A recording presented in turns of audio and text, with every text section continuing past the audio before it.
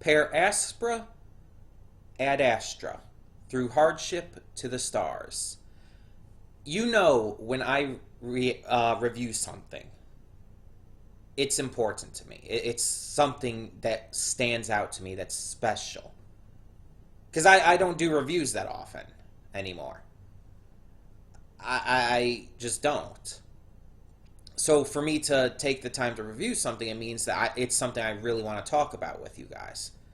It's something, even if you guys don't leave many comments or any at all, it's something I want to discuss, something I want to say something on. And that is definitely the case with Astra Lost in Space. So, for those who don't know, Astra Lost in Space is an anime series that came out last year. It is a sci fi adventure series uh, with some shades of drama and political intrigue.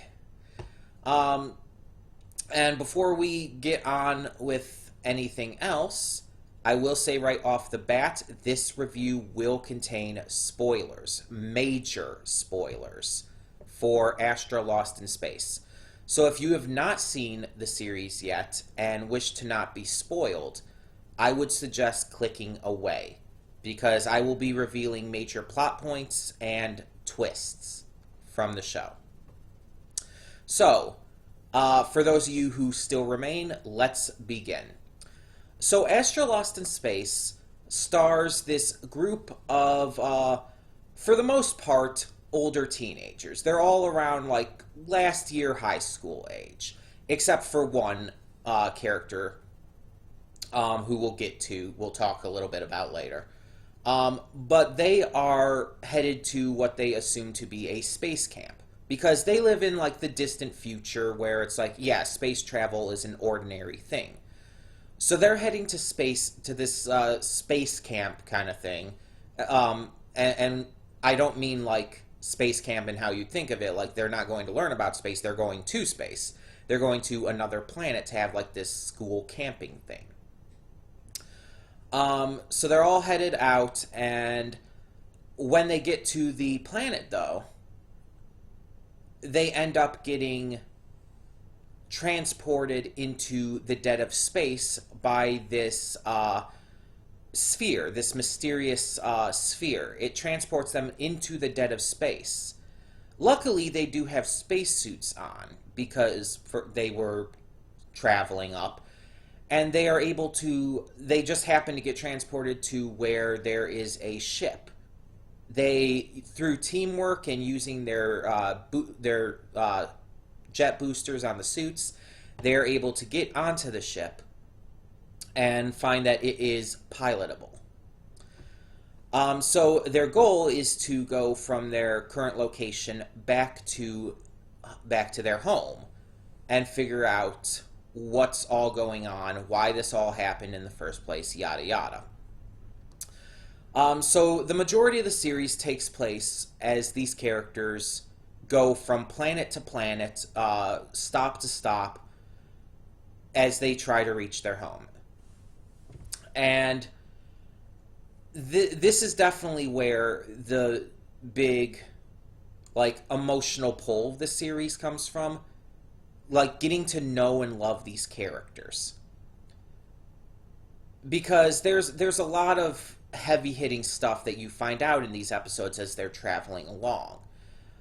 You find out that Luca, one of the passengers, he is intersex, which means that, physically speaking, he has physical characteristics of both, like, standardly thought of male and female. Basically, as it's put, he's biologically androgynous. That I believe that's how it's worded in the series itself. And it's a big deal for his character, and even discusses stuff like body positivity and how others view him. There's another character who is the younger brother of a slain reporter, a reporter who was getting too close to a certain truth. And because of it, he's kind of grown cold towards others.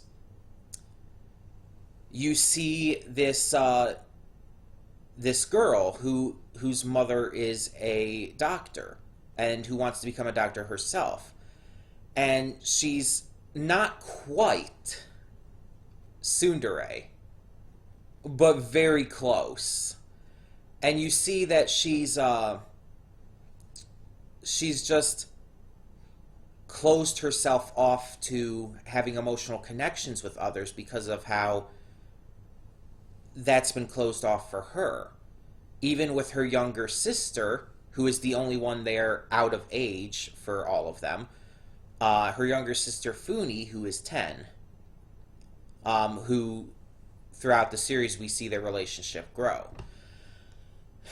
And so many other characters, all of whom have these heavy emotional backstories and character arcs and traits and whatnot that you learn about as the series goes on. And then,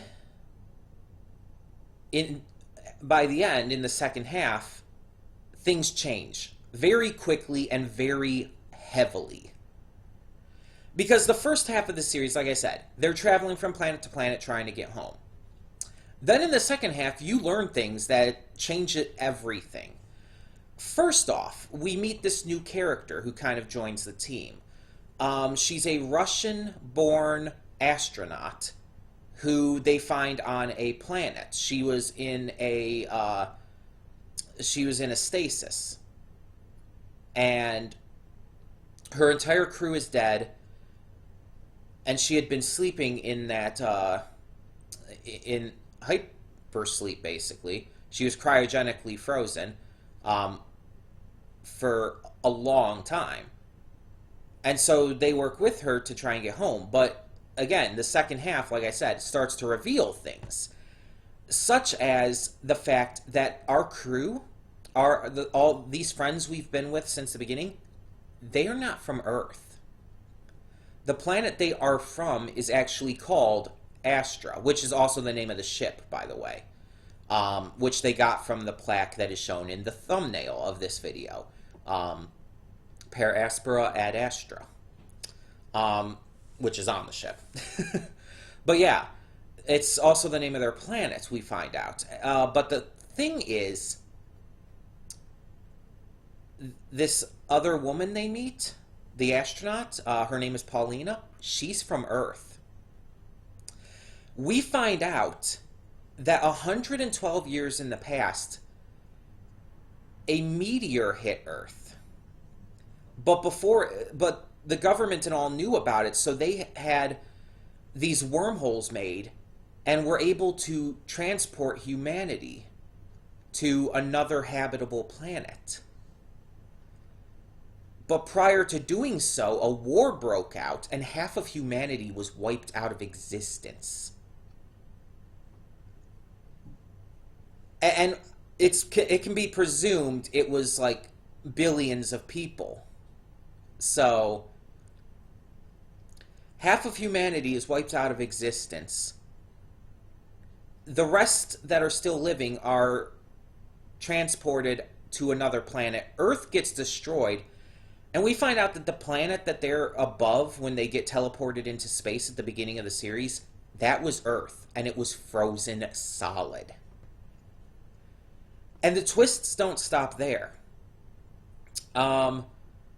We find out that after after everyone goes to this new planet, Astra, the government rewrites the history so that future generations do not know that they ever lived on Earth. The history was rewritten so they think that they've always been on Astra. And on top of that, we find out that all of our crew members, except for Paulina, are clones. That they were created by the rich and elite to be vessels for the rich and elite so they can live forever. But the government outlawed cloning and whatnot, and so they were sent into space to die. This camping trip was a complete lie the entire time, and they were sent into space for the sole purpose of dying, just basically so the rich and elite could hide their crime.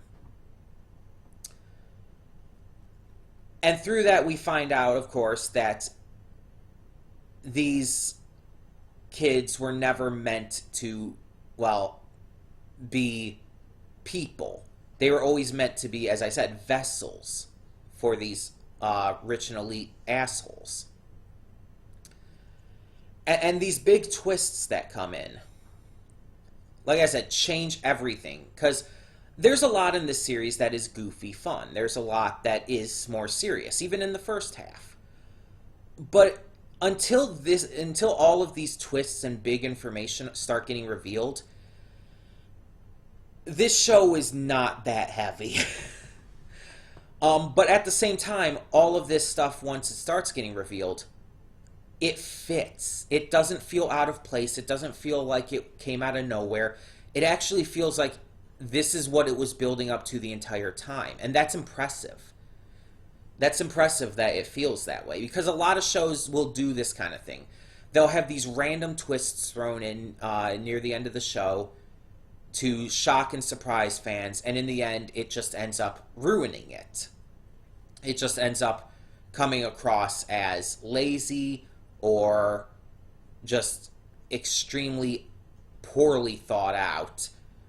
Big example, Star vs. the Force of Evil. But here it doesn't. It feels like, yeah, everything is kind of coming together. Everything makes sense now that we know this. Like this was always planned. And on top of that, the characters are just really good, and it sells everything really well. It sells their reactions to all of this. It sells their goals and aspirations, and especially after they find this out, it sells the fact that they want to basically get back to planet Astra, and what comes down to basically giving a giant middle finger to their originals and living a life of their own rather than being pre-planned vessels for other people. And the thing is, when you first find this out, it's like it cuts back to these rich elite snobs who were masquerading, by the way, as these kids' parents, because the kids didn't know. So yeah, it's like they were pretending to be their parents the entire time. And it like right after we find out that they're clones and that they were made for this purpose and all, it cuts back to the originals, and they're bragging about this shit. They're bragging about this shit, and they're like all pleased about it. And like Luca's original is bragging about like, oh, I specifically asked for Luca to be intersex because I wanted to transcend gender and be the ultimate being. And it's like, I fucking hate you. No, when I was watching that, I got legitimately pissed. You could go check on Twitter. I actually posted a big thread of me catching up to the series. I got legitimately pissed. Like, I mean, you guys have seen me angry before. It's stuff like Mineta from My Hero Academia and stuff. But no, I think I was angrier than I've been in a long time at that point. I was livid. And partially it is because Luca at that point was one of my favorite characters, and has since I have determined he is my favorite. So that is definitely part of the reason I was so angry. But yeah, I mean, I would have been angry anyways, because that's fucking horrible. And we also find out other big secrets, though, as well, in this second half, such as that we find out that in the first half that there is a traitor on board. They decide to kind of push it to the side Um, but it is found out in the first half that one of the crew is a traitor who's been working to try and kill them. And we find out, of course, when we find out that they were sent up in space to die anyways, we find out the traitor was obviously working to help continue achieving that goal. And the big twist, of course, is we find out who it is, and it's one of the members named Shars. And yeah, we find out why he's a traitor too. That he is actually the clone of the king, the only king left on planet Astra. Um, and that he always knew he was a clone, and he never had any sense of autonomy. He always felt like he was living his purpose to be a clone. But through these adventures, he has come to realize he wants more than that. And so it's like there's a lot. Like I said, the second half really delves into it heavily. And the series ends on a wonderful note with a time skip and our characters succeeding in all of their goals and missions. Even multiple romances that started up even come to a head with marriage and engagement and all of that by the end. Now, the reason I first checked out this series was simply because I know one of the voice actors. Like, seriously. I had no interest in the series when it first came out, but I decided to check it out anyways because one of the English dub voice actors, the one for Luca, actually, is Kieran Strange. Kieran is a friend of mine. He is a musician, an author, an activist, and more recently a voice actor. He's also, I believe his character's name is Lorelei in Borderlands 3.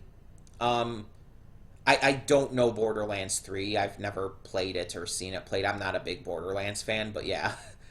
So there's that as well. But yeah, Kieran and I have been friends for years thanks to Youmacon. And I wanted to check out the series, honestly, because he was in it. And yeah, like I said, Luca ended up becoming my favorite character, and not just because it was Kieran voicing, although Kieran did a phenomenal job.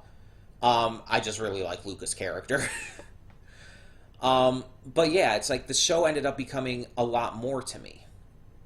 It ended up becoming, you could say, special to me. I mean, obviously by the fact that, again, as I said at the beginning, if I'm doing a review on a series, it means it's something special to me.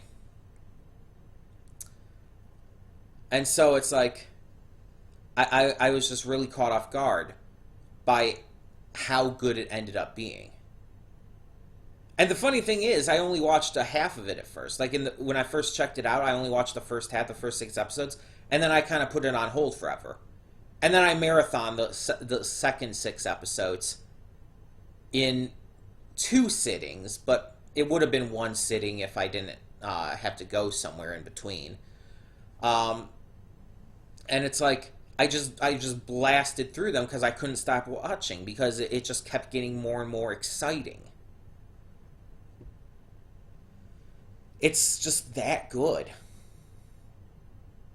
And it's a complete story. There's not going to be a season 2 or anything. There doesn't need to be. Honestly, there shouldn't be. Because it's a complete story and it feels like it achieved what it needed to achieve. I feel like it was just great in pretty much every way. The voice acting, the art and animation, the sound design, the everything. And like I said, if you haven't checked it out and you're still watching for whatever reason, please check it out. This show needs more attention. It kind of flew under the radar for a lot of people. And I really just wish that it would have a lot more attention given to it. Because, let's be honest, it's that damn good. Like, just comparing off of what I've seen so far, it's leagues better than Zombieland Saga or Demon Slayer. Like, it's not even close. Personally, at least. But yeah, I definitely suggest it. And if you have seen it, please tell me in the comments below what you thought of it. Whether you watched it in the original Japanese or in the English dub. But yeah, I really, really love it. To the point where it's my 5th favorite anime of all time. It's actually that good that I've put it as my number 5 of all time. And I've talked about before how it takes a lot for an anime to reach that position. But it deserves it. Full-heartedly deserves it. Because it feels so well thought out. Like every little piece of it just works. And although the first half isn't as exciting as the second half, it works. It just feels like it was just, it had real care put into it. Like the people who made it, the original manga author, everyone behind this just had so much love for it that they put in the most and best they could. So, yeah. That is my review of Astra, Lost in Space. Once again, if you have seen it, tell me what you thought down in the comments below. And thank you so much for tuning in. For now, I'm Connie, and I'm signing off. See you all next time.